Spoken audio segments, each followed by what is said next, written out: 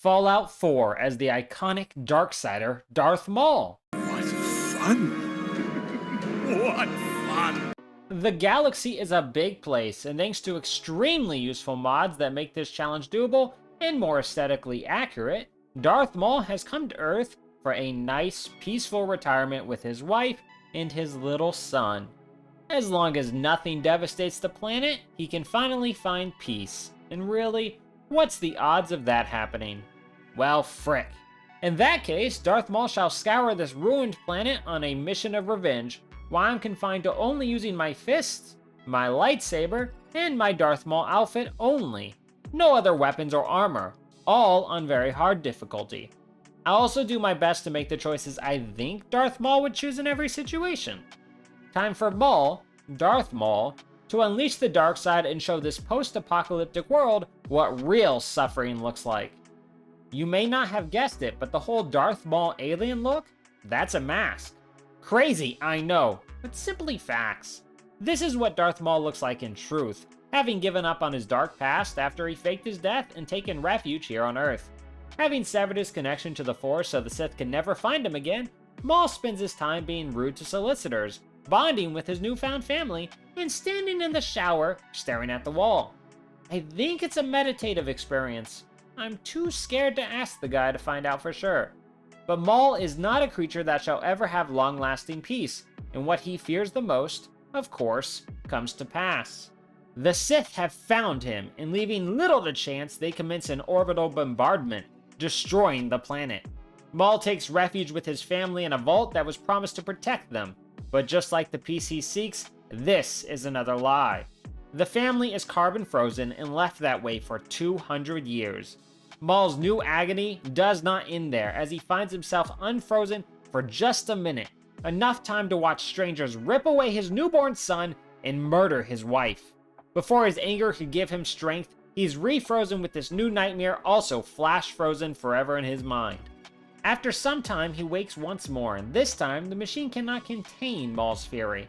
It's far too late for his wife, and his chance at peace is gone once more. I feel pity for the poor bugs that stand between Maul and the exit of his centuries-long prison. The first priority, whether your goal is a trip to the theater or a hunt for revenge that will leave hundreds dead, is to look your best. Maul's former shell of a house is nothing now but fuel for his mission. Using the resources found there and across a short hike at a nearby gas station, Maul builds and then dons his true face once more. I gotta say, I don't think anyone is gonna be much terrified at the sight of this. Maybe just slightly put off. Oh, he's not done. Phew!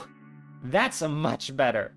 The armor is certainly strong despite its lightweight, though how much of that defense comes from Maul's natural strength and rage manifested into his old familiar clothes? Who can say? All I know is now that they're on, they won't be coming off, no matter what, no matter how drenched in blood, sewage, and radiation he becomes. I hope his vengeance quest doesn't take too long, or his enemies will smell him far before they see him.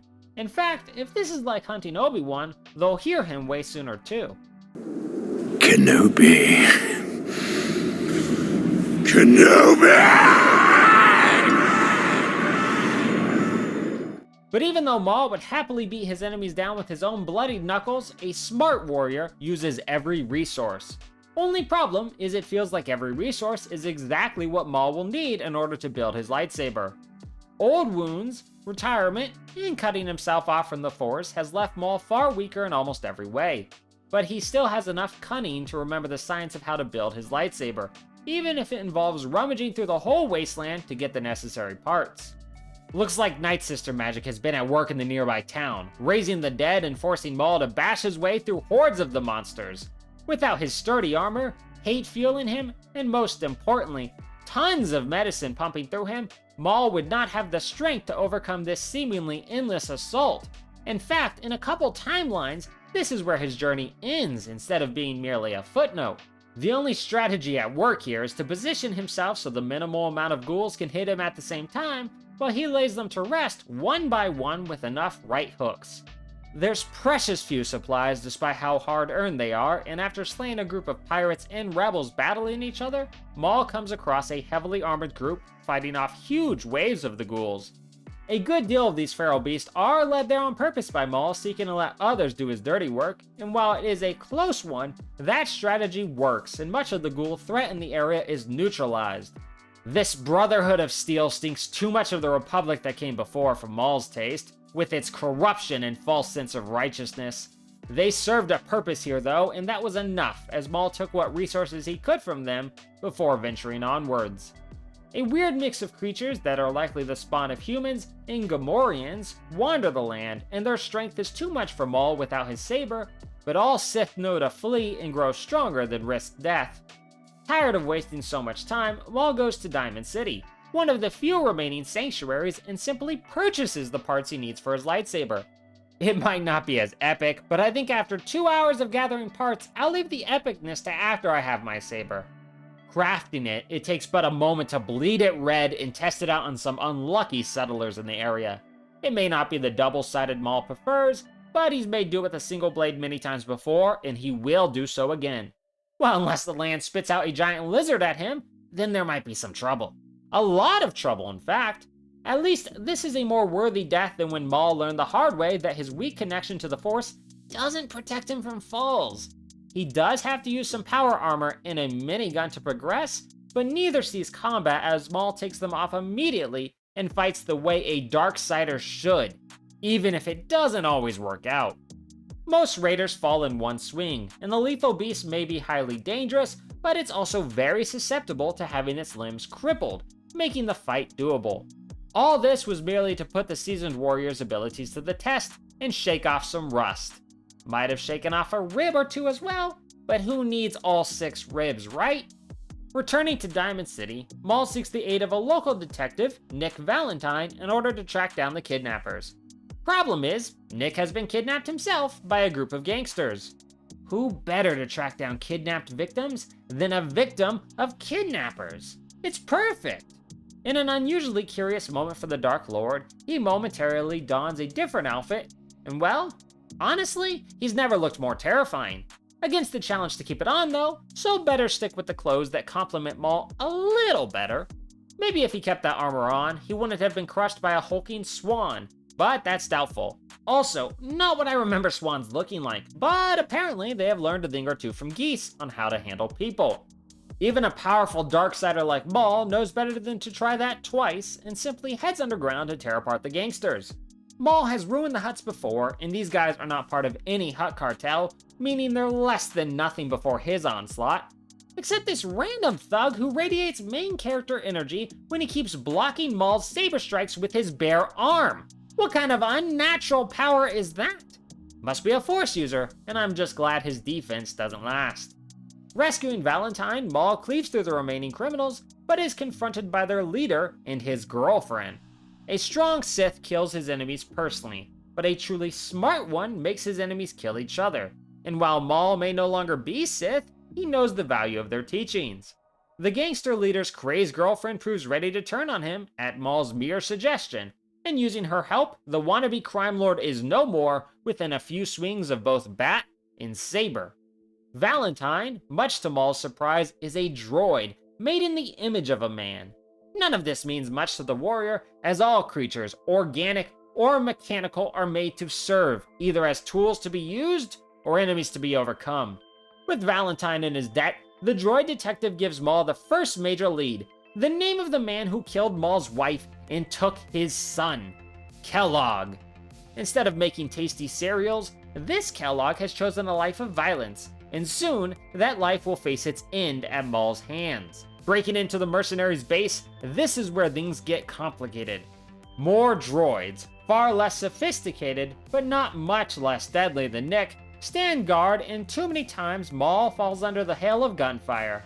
Now would be a great time for the Force to return, but since it's not going to, it's time to put Maul's assassin training to work and rely on stealth and cover to minimize how often he gets shot. These droids also have an annoying habit of bashing Maul right before he can strike, a habit shared by far too many of this wasteland's inhabitants. At least their limbs can be removed with a few well-aimed strikes. When Maul is through with them, no Wookiee engineer is going to be able to put them back together, that's for sure. There's quite a bit of hostiles and not nearly enough medical supplies, so I hope Kellogg doesn't mind Maul taking power naps as he cuts his way through the base. After all, behind every powerful warrior is a comfy bed for a nice snooze or two. With Kellogg's defense mostly destroyed, he makes the last mistake of his life and reveals himself instead of attempting to flee. He speaks of the pain of the world, but Maul knows true pain and is more than pleased to share it with him. Despite the sinister reputation of this man, he seeks stealth over combat and thinks invisibility will work in his favor. Maul's connection to the Force is not quite that weak, and so it's simple to track the man, keeping him stunned with every furious blow that rains down upon him. Turns out, trying to get revenge on someone that isn't Kenobi is far more achievable and actually rather simple. This pathetic mercenary was no space Jesus, and vengeance on him would not be enough to sate Maul's bloodlust. Before he died, he made it clear that the secret organization called the Institute had stolen Maul's son away, and Kellogg was merely a pawn for them, which means they're next on the chopping block. But first, a minor break to lay waste to a small cult that had popped up. This won't be like Order 66. Every single one of these cultists are slain with no survivors. They had done nothing to Maul, but he knows better than to leave a rival organization alive when it can be plucked like a weed before it becomes a real problem. Also, random question, when did battle droids start smoking? Things have definitely gotten real weird while Maul was frozen. When you're headed out to topple a government, make sure you have lots of rage and lots of friends. Or if not friends, at least people you can throw at your enemies. That's why Maul has tracked down the secret society of the Railroad, a group of train enthusiasts. No wait, I'm just now getting word that they are in fact not train enthusiasts, but a group that specializes in stealth and rescuing of enslaved synths, the human droids like Nick. Maybe also train lovers, it's possible. They may operate like rebels, but Maul is no stranger to manipulating rebels to do his bidding, and this group won't be any different. Working with one of their spies, Maul heads to an old base camp of theirs in order to clear out a group of Institute droids that had taken it over and gain the Railroad's trust. Unfortunately, he once again forgets he lacks the gravity-defying skills of most Force users, and another Maul bites the dust. In fact, with the extremely low amount of medical supplies and great amount of sense, plenty of Mauls meet the same fate. Using the Railroad spy Deacon as a distraction so he gets shot instead works wonders and allows the Dark Lord to barely rise above the dismantled droids. With aid now given, Maul has earned the Railroad's trust and taken another step to fulfilling his revenge. Then it's off to the Glowing Sea, an aptly named bit of land that is so covered in radiation that it's avoided by most at all cost. Of course, Maul just sprints straight in, without a hazmat suit, as a truly strong Force user needs only the Force to protect him. And loads of anti-radiation medicine, that is. This land tests him with giant bugs and mutated arachnids, but all fall before his blade. Well, until 3 jump him at the same time, and then things are getting a bit too out of hand and it's better to skedaddle. Coming across yet another cult, Maul slaughters every last one of them, narrowly avoids the wrath of another giant lizard, and then meets up with this alien scientist. The scientist is a deserter from the Institute and knows how to break into their base, which requires a teleporter, which in turn requires a chip from one of the Institute's top Terminator droids. Before Maul takes off to do that, he has an uncharacteristic moment of softness when he stares for a minute at a painting of 2 kittens playing. What? Even hardcore villains can appreciate cuteness every now and then. Refocusing, it takes no time at all to track down the Institute's assassin droid, who is currently wiping out a fort of mercenaries. Unfortunately, the droid managed to miss a good deal of them, which become Maul's problem, as by this point, he's almost always out of medicine, and sprinting right at your enemies without the Force to protect you is a good way to die. Usually, narrow hallways are supposed to be a Force user's time to shine, but for Maul, it just makes him an easy target. Too many deaths, too many enemies, and not enough strategy for him to progress like this. So it's time to take a momentary retreat and get some medical aid. That is, if a lone merc hadn't happened to follow him out and keeps killing him the moment the door load completes. Over and over, Maul dies a heartbeat after getting his lightsaber out, as he was already badly damaged and is now stuck in a very lethal, very short time loop. Victory is only achieved when loading back in. Maul immediately downs some buff out, a drug that increases his endurance, allowing him to tank through the shots and bring down his repeat killer. Almost hated that guy as much as Kenobi. A quick trip to town for lots of medicine, a little snooze in the middle of the street, and then back to the fight Maul goes. The mercs aren't much trouble now except for the occasional force user that deflects blows with their arms, which is still banana bonkers to me. I wish I could be that cool. All the mercs cleared out leaves only the assassin droid, and he's not really any trouble. It seems like the more an enemy's talked up as a huge threat, the less of a threat they actually prove to be. It also helps that it's pretty easy to disarm them with a lucky strike. Maul does miss a strike or two, and the nearby tied up mercs suffer for it, but that's on that dude for not ducking. Killing the assassin and stealing his chip, then finishing off the tied mercs without mercy, I exit the building, and I find that the outside looks just like my Xbox home screen. Wait a second, this is my Xbox home screen and the game has crashed! The Force really is conspiring against me! Returning into the game, it is surprisingly simple to build the teleporter needed to break into the Institute, and like that, Maul has finally reached the organization that destroyed his life. Discovering Sean, which yes, Maul named his son Sean, is that so weird? Sure, Maul's own brothers' names were Feral and Savage, but sometimes it's good to break tradition. His middle name is Ravage if it helps. Sean Ravage. Anyways, down here Maul discovers Sean, but the boy proves to be a droid and not Maul's real son. When the leader of the Institute opens the door to explain, Maul's fury can no longer be contained and he strikes the elderly man down without hesitation. At least he would, if not for a premonition in the Force staying his hand, giving the old man enough time to explain that he's Father, Maul's real son. Very confusing naming around here.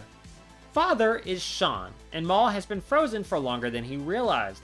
Just as Maul had been brainwashed by the Sith, Sean Ravage had been brainwashed by the Institute and has become their loyal leader. The conflict of emotions has never been greater in Maul.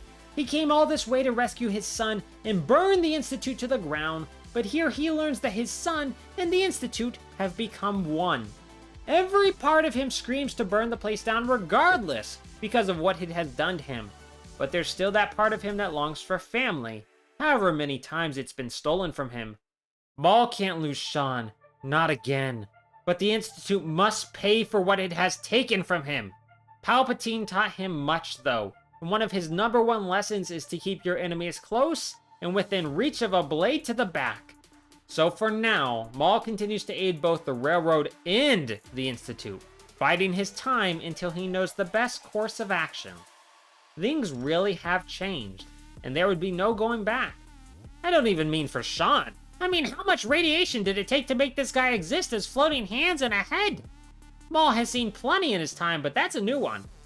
Thinking to have more droids in his control, Maul chooses to aid a ship full of them, move said ship off a building and back into the water. They're idiots, but they may be useful idiots, so Maul gets to work. Unfortunately, it would cost a great deal of deaths when a Mr. Gutsy, a very dangerous war droid, continuously proves too much for the warrior. Until he has the great idea of flooding his system with health drugs, running in, yanking away the item he was here for, and fleeing before he can be gunned down. All that pain just for the droids to immediately crash their ship into another building. Not one of the best plans of Maul's, but it was worth a try. On the bright side, enough experience has been gained that Maul upgrades his saber to the classic two-sided blade. Let's all just ignore how it happens to cut into himself. He's just a really tough guy. Using this new blade, Maul returns to the Institute and with the aid of rebellious droids, kills a group of guards in secret to plan for an eventual rebellion. Then to balance the scales, Maul joins with an Institute assassin to wipe out a group of raiders and the rebellious droid leader. This proves far more difficult than expected, as there are so many raiders and so little healing items, with far too many grenades raining down upon Maul for his enjoyment. Good thing raiders have no defense against the saber and plenty of beds to rest in, so Maul does have a chance. With both sides helped, things get a bit more complicated when Sean asks for help recapturing droids that the Railroad has rescued. It's a risk, but Maul chooses to warn the Railroad and betray the assassin droid the Institute sends with Maul to do the capturing. Even though they can't prove anything, this does anger the Institute, and in retrospect, it was foolish to risk it. But it feels good to hurt the Institute a bit more for all it had done. And once again, in such a short span of time, Maul's world is turned upside down as he learns that his son is close to death and intends for Maul to take over. The one light he had left is once again being ripped away from him by the galaxy. But also, here was a chance for great power. Maul didn't care about the Railroad's goals, so betraying them would be nothing to him, and he'd have control of one of the most powerful factions on the planet. Would it be worth forsaking revenge, though? Something to think about as Maul joins an Institute scientist in collecting a powerful energy source away from the Brotherhood. Only problem, he didn't come prepared with any medical supplies whatsoever, and it's too late to back out. The fighting is hellish and full of deaths for Maul, as the Brotherhood's knights can endure great punishment and kill within heartbeats. But Maul is a trained assassin, and mixing in stealth with rapid hit and run attacks that deprive his enemies of their weapons makes victory possible. Running into a room full of radiation without protection a moment later is less survivable, especially when ambushed by a bunch of war droids. But it is all doable too, with the little medicine Maul has collected fighting his way through this building. That, and not ever letting up so the droids lose their limbs and stay stunned. Also key is drinking lots of water. I've always been told drinking water's good for you, but I never knew it was this good for me that it could heal bullet wounds. No surprise that the first thing Maul does upon conquering that brutal mission is to visit a shop and stock up on tons of healing supplies. Healing supplies that would be vital as the Brotherhood attacks the Railroad and Maul steps in to stop their massacre. At this point, Maul's connection to the Force has been heavily healed, and he can now deflect shots back at their attackers, something that is quite risky with the amount of gunfire sent his way, but very useful when successful. Counterattacking the Brotherhood to finally finish these militaristic fools off proves to be the hardest part of the game. Like the Jedi Knights of before, these knights can endure so much punishment as the game expects the use of a minigun to deal with them. That cannot be done, and only hitting and running with the aid of the Spy Deacon, plus lots more napping between waves, are the Brotherhood able to be beaten back. And that's just to steal their ship and fly to their airbase. Here, Maul is supposed to disguise himself and arm bombs on the ship, but that's not gonna happen. Maul won't hide from these men and will prove his strength, tearing into them, killing soldier after soldier after soldier until the floor is littered with their bodies. Stim packs and lots of food with more endurance meds. That is the only way Maul pulls this off. All for it to be ruined when he tries to exit the ship and is gunned down repeatedly before he can do anything. The way out is blocked by the Brotherhood leadership packing way too much firepower, meaning full health Maul is killed before I even have control of him, no matter how many times I try. Pumping every damage resisting drug possible into his system, some stealth to buy him a little time, and hoping the Force is with him, Maul rushes to the exit and barely escapes, flying off and blowing up the Brotherhood as he leaves. Buying far more medical supplies, Maul now must choose. Kill Desdemona, the Railroad leader, and destroy his old allies so he can lead the Institute, or betray his dying son and wipe out the Institute in the name of revenge. Seeking answers, Maul returns to the frozen hell of the Vault and finds those answers in his wife's corpse. The Institute offers power like the Sith did, but they killed his wife. Stole his son. There would be no forgetting that. No forgiving that. Everything must burn. Everyone is going to die. With the decision final, it's actually really simple to wipe out the Institute with the Railroad's assistance. Scientists, loyal droids, even droid gorillas all fall before Maul's blade. His son lays dying in his deathbed, and there is no understanding from him. But Maul still tells him that he loves him one last time. This final rift between the two is the Institute's fault, and that adds only more wood to the fire of their pyre. The rampage is over far too quick, with the Institute resistance being worthless. In their softness, in their avoidance of conflict, they failed to understand pain, and in failing that, they never gained strength or power, making their demise easy. Maul, like no other, understands the value of suffering, and that's why he alone would be surviving. That in the droid's son he collected along the way. Droid or not, he may yet be the family Maul has desperately searched for. But first, the railroad had outlived its usefulness and would need new leadership.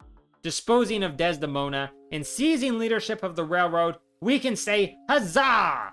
After 17 hours, 40 minutes, and 109 deaths, I've beaten Fallout 4 as Darth Maul. Definitely a different experience, and I do hope you all enjoyed it. None of this would have been nearly as fun without the mods, so a huge kudos to them. I'm off now to spend a nice vacation on Scarif and just relax. Nothing bad ever happens in Scarif after all. See you later, my apprentices.